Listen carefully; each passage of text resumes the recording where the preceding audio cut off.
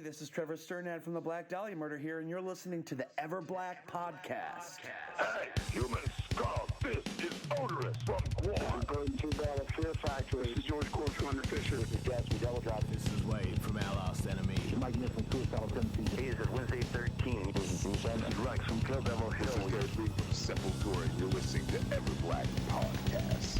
All right, before we go into this episode, we just need to give a shout out to our show supporters, the brutal occult clothing brand Electric Witch, who have amazing apparel from shirts to hoodies to hats to beanies and more. Check out their full range at electricwitch.com.au and put in the code EverBlack for 20% off your order. Don't forget to subscribe, rate and review the Everblack podcast through Spotify, iTunes, YouTube and Facebook, and check out all our articles at everblackmedia.com.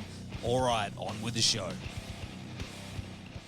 Well, Barney, thank you so much for joining us on the show, mate. The new Napalm Death album, now see if I've got this right, Throes of Joy in the Jaws of Defeatism. Yes, you do. You had to rhythm it out then, because I saw you were struggling with it. Right, just myself. Yeah. It's out on September 18, which is this week, of course. And, man, I think this is one of the best albums that you guys have done yet. Thank you, man. It's very kind. Even this far into the career, man, like you guys have got the fire and it's fresh, and yeah, I mean, how are you feeling about it?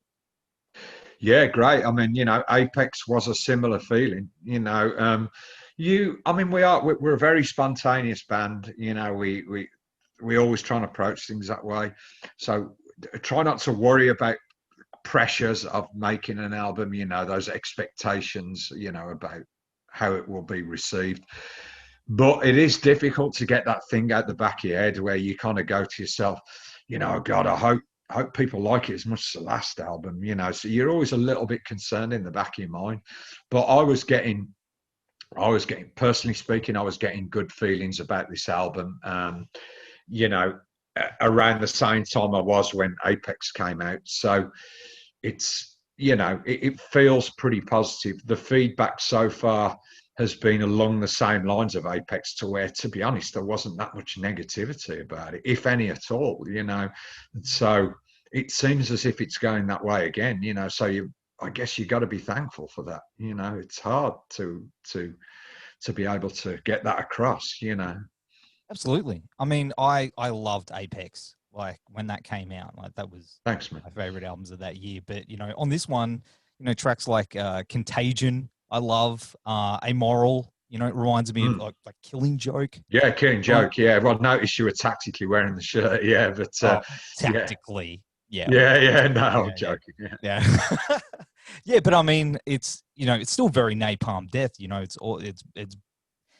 It's insanely brutal at times, but it's got a lot of heart and a lot of atmosphere to it, and it's something that I think you guys do very, very well, especially over the last few albums. Is it planned that way, or is it something that you guys sort of just let flow when you're writing these days? No, I mean, it has to come from a point of spontaneity. It can't be calculated like that, because otherwise it's just going to be a little bit. It's going to be leaning towards the artificial, and I don't want that for Napalm. Napalm's a living, breathing, spontaneous band. We're not a tick box exercise. It's everything that you hear on an album at any particular point in time is what we felt as a unit was appropriate at that particular time. I think this whole notion of, which has ruined many a good band down the years, this whole notion of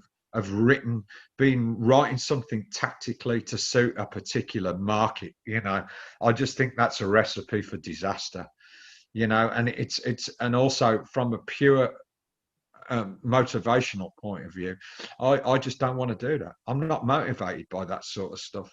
As far as I'm concerned, the stuff that we do is always going to be stronger because of its spontaneity. I don't need to do a tick box exercise. I don't need to microanalyze why this should have a hook, this kind of hook, or that should have this kind of hook. Not interested in that.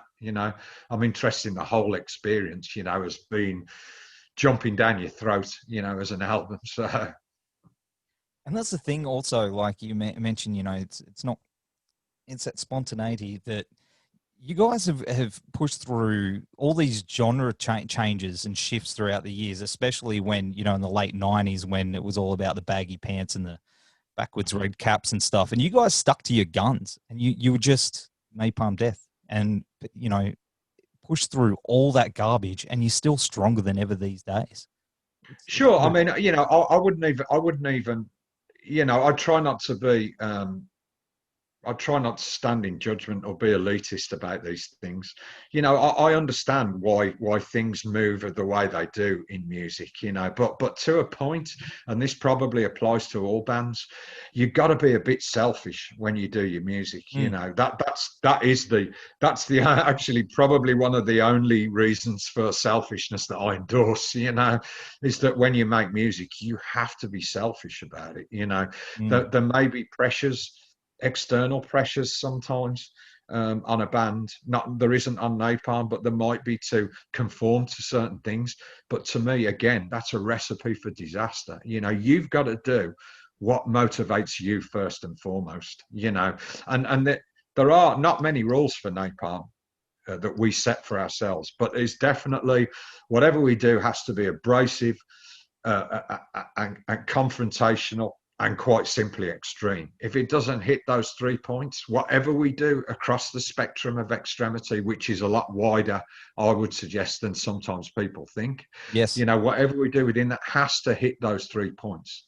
If it doesn't do that, if it's a pale imitation of what Napalm would usually do, then we shouldn't do it. We wouldn't do it. I don't think so. I think it's that honesty as well.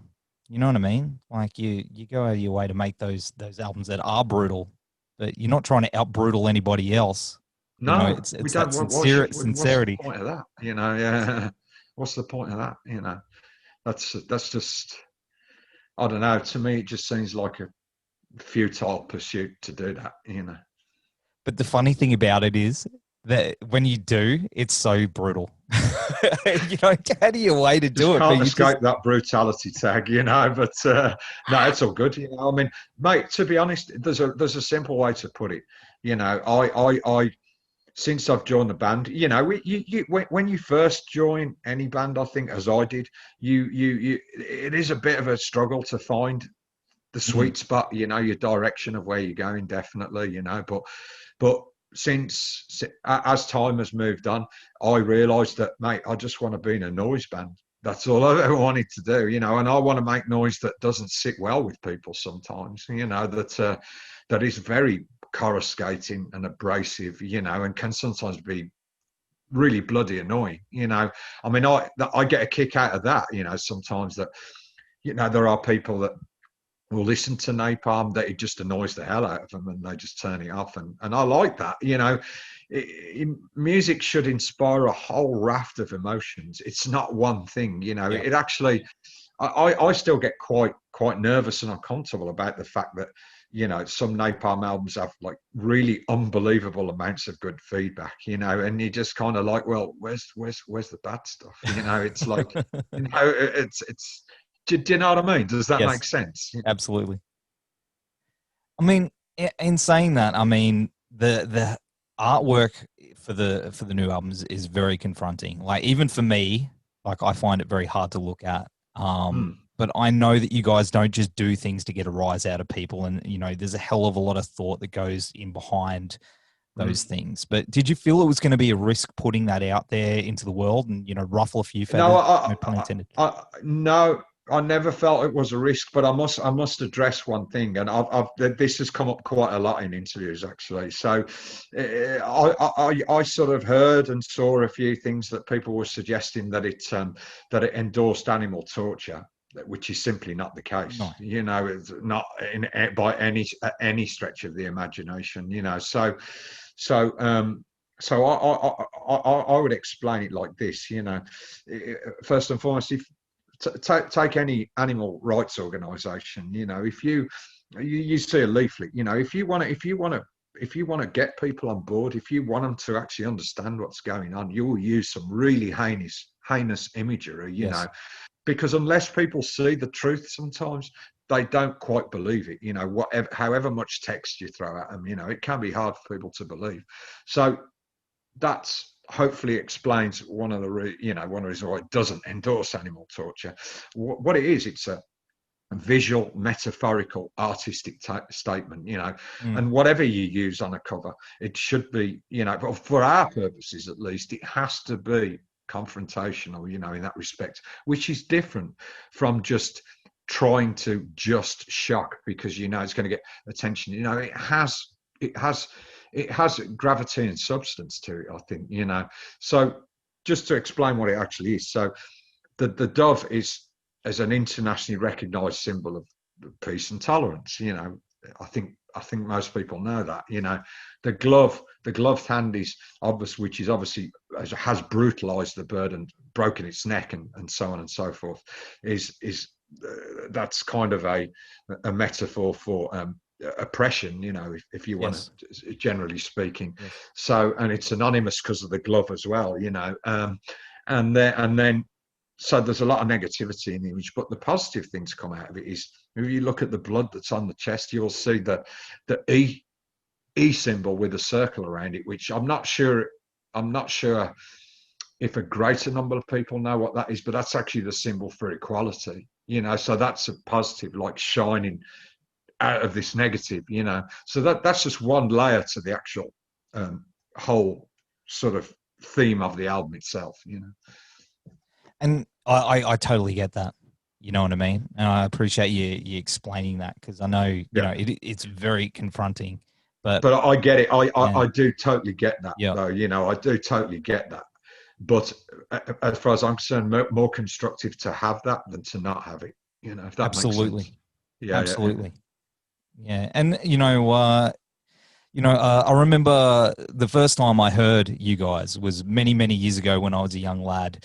It was the Twist the Knife on the Mortal Kombat soundtrack when I was a young lad. Blimey, yeah. Was, you know what I mean? Rolls his eyes. He's roll my eyes. Yeah, I know. But for me, like that was my in. I think it's actually in terms of the song itself, I think it's a really good song. I think the Fear, Emptiness, Despair album itself, I struggled with it, at the time. It was, I definitely wanted to move forward as a band, but it was a shock to me, when I heard the music that Mitch and Shane were coming up with, I kind of, it took my breath away, not, to be honest, at the time, not in a good way, so, but with hindsight, with the years of experience. And I realized this some years ago, it's actually a really good album. It certainly doesn't lack brutality, which is a common word in this interview. Yeah, but I mean, part of that, was, as I said, like it definitely led me on those paths. But being on such a mainstream release, I mean, that must have opened you also up to more audiences at the time. Well, I mean, yes and no. I mean, here's the thing. So, yeah, you recognise it from the Mortal Kombat thing, which I don't know where that even come from, if I'm completely honest with you. I was like, I didn't even know what to think of that at the time, But, so that basically Napalm Death was picked up by Sony Columbia in the States, Yes. Earache sold us the label. We didn't have a choice in the matter. We weren't consulted on it. It was a licensing arrangement. And I was instantly skeptical about it, instantly cynical about it, And I have to say this, so when Columbia Sony took us on in the States, it's only in the States, I think the label didn't have a clue what to do with us. That being said, they did hire a bunch of people who were fantastic, to be honest. I mean, as individuals, like working for Napalm Death and the Earache label in general, they were brilliant, fantastic, really great people, one or two of which remained friends of mine for a very long time afterwards. But I think, as with a lot of major labels, which was always just one of my many problems with major labels, it gets to a point where they just get bored of it. They get bored with the fact that they're not going to shift. They're not big unit sellers, these bands that have taken, and it's just like a child's toy that they get bored with, like the week after Christmas or something. It's just thrown away. And that's basically what happened to us. You know, they didn't really understand the band. They didn't understand the ethos of the band and the way it was driven. And in the end, they just got bored of us, and we just got cut loose. And you know what? The result of that, I would, from in my opinion, was that it set us back a good 2 or 3 years up until that point before they signed us. On Utopia Banished, which was the album before that, we were doing great in America. You know, we were plowing our own independent furrow.